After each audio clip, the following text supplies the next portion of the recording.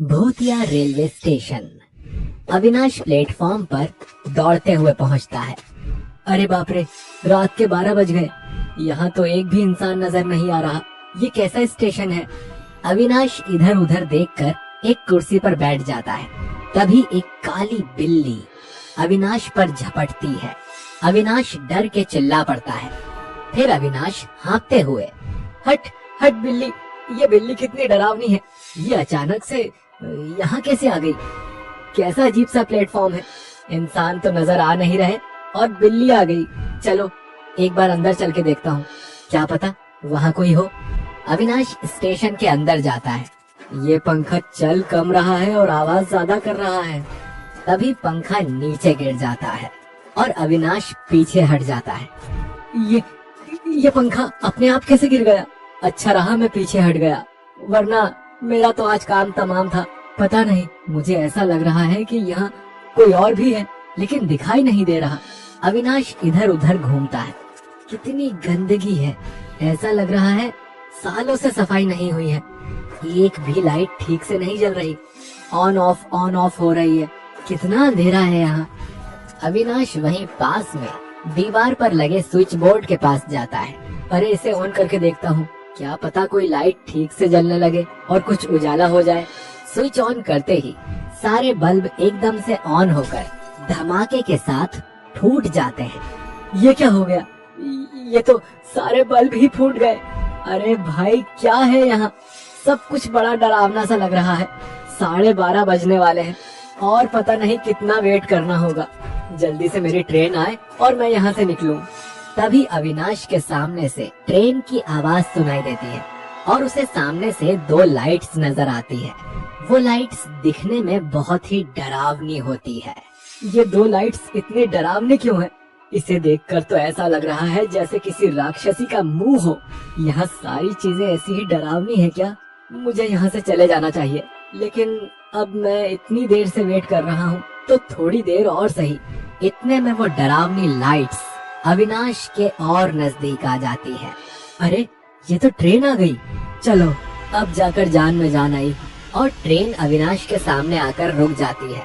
तभी अविनाश देखता है इस ट्रेन में तो कोई भी नहीं है। इसमें तो मैं अकेला ही पैसेंजर हूँ। मुझे तो डर लग रहा है, लेकिन क्या करूँ? कल मीटिंग में पहुँचना भी जरूरी है, वरना मेरी तो वाट लग जाएगी।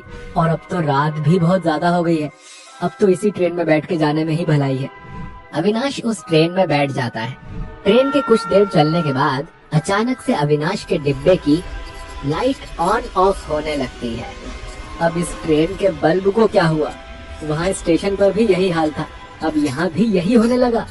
अविनाश अभी उस लाइट के चक्कर को समझ भी नहीं पाया था कि तभी अचानक से उसका बैग ऊपर से गिर जाता है।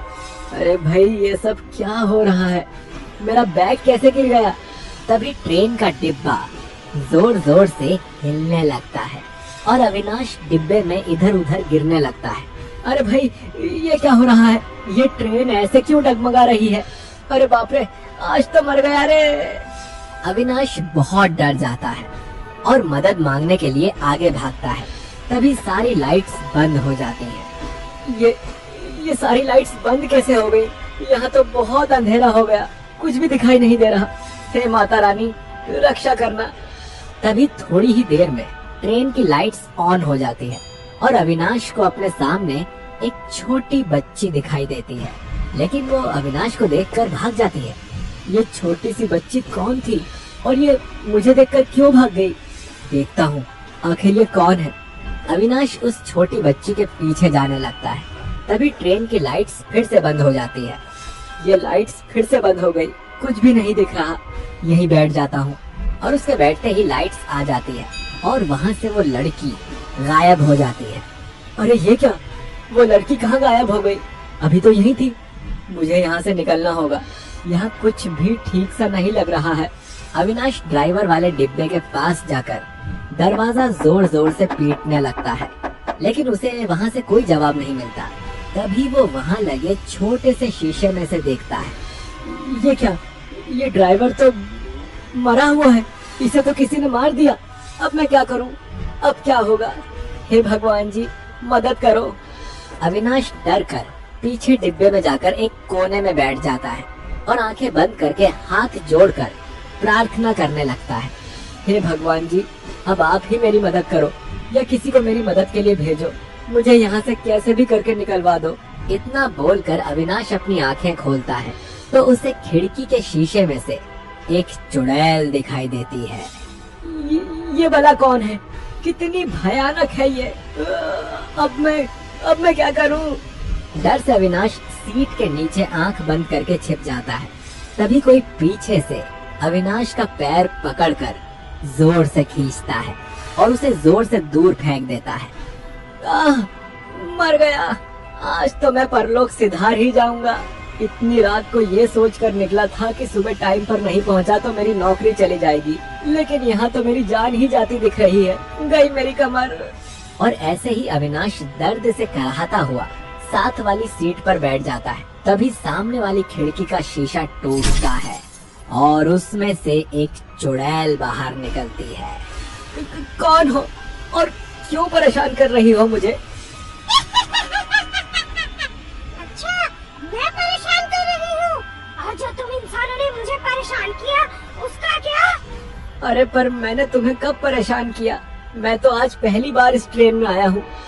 अच्छा, पहली बार आया है तो अब मैं हर एक को पहले अपने ऊपर जुल्म करने दूं, फिर उसे उसकी सजा दूं। कोई मुझ पर जुल्म करे उससे पहले ही मैं उसका खात्मा कर दूंगी।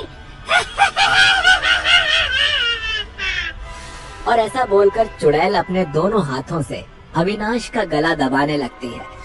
छोड़ो मुझे, छोड़ो, हटो, मेरा दम घुट रहा है। अब तू नहीं बचेगा मुझसे। तभी अविनाश चुड़ैल को चकमा देने के लिए बोलता है, अरे भाई पीछे क्या खड़े हो, मुझे बचाओ इस चुड़ैल से। जैसे ही चुड़ैल देखने के लिए पीछे मुड़ती है, अविनाश अपना गला छुड़ाकर भागने लगता है। अच्छा, मुझे चकमा देगा? रुक, अभी बताती हूँ तुझे। और वो चुड़ैल अचानक से अविनाश के सामने जाकर खड़ी हो जाती है। अचानक उसे अपने सामने खड़ा देख अविनाश भागते भागते रुक जाता है और डर से पीछे गिर जाता है और चुड़ैल उसके ऊपर उड़ने लगती है। तुम मेरे साथ ऐसा क्यों कर रही हो? अच्छा चलो, अगर तुम मुझे मारना ही चाहती हो तो ठीक है, लेकिन मुझे बताओ तो ऐसा तुम्हारे साथ क्या हुआ है जो तुम सबको ही मार देती हो? मेरे साथ क्या हुआ? तुम पहले इंसान हो जिसने ये पूछा कि मेरे साथ क्या हुआ था। तो सुनो, मैं एक छोटी सी बच्ची थी, ट्रेन में पापड़ बेचकर अपना गुजारा करती थी। जब भी मैं ट्रेन में पापड़ बेचती तो डेली कोई ना कोई तुम्हारे जैसा आदमी मुझे गंदी नजर से देखता। पापड़ लेने के बहाने मुझे छूने की कोशिश करते थे।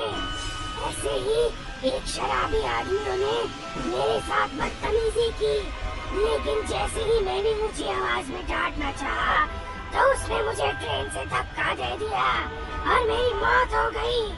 उस दिन से मैं इस ट्रेन में किसी आदमी को नहीं छोड़ती, सब एक जैसे होते हैं। वैसे तुम्हारे साथ हुआ तो बहुत बुरा है। चलो जी, जैसी मेरी माता रानी की इच्छा, अगर उसने तुम्हारे हाथों मरना लिखा है तो यही सही। जय हो मेरी माता रानी की। और वो हाथ जोड़कर प्रार्थना करता है, हे मेरी माता रानी, इस बच्ची की आत्मा को शांति देना। ये बेचारी पता नहीं कब से ऐसे ही भटक रही है। चलो अब तुम मुझे मार दो, जब मुझे ऐसे ही मरना है तो यही सही।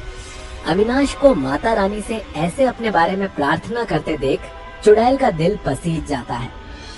तुम माता रानी को मानते हो? मैं भी माता रानी की पूजा करती थी और मैं तो तुम्हें मारने वाली हूँ। तुम फिर भी मेरे लिए प्रार्थना क्यों कर रहे हो? मुझे जो ठीक लगा वो मैंने किया। तुम्हें देखकर ऐसा लगता है कि हर एक आदमी एक जैसा नहीं होता। तुम अच्छे इंसान हो, मैं तुम्हें नहीं मारूंगी। और तुम्हें क्या, आज के बाद मैं किसी को नहीं मारूंगी। और ऐसा बोलकर वो चुड़ैल वहाँ से गायब हो जाती है। आज तक ये सुना ही था कि आप मीठी बोली से किसी का भी दिल जीत सकते हो, आज ये देख भी लिया। जय हो मेरी माता रानी की।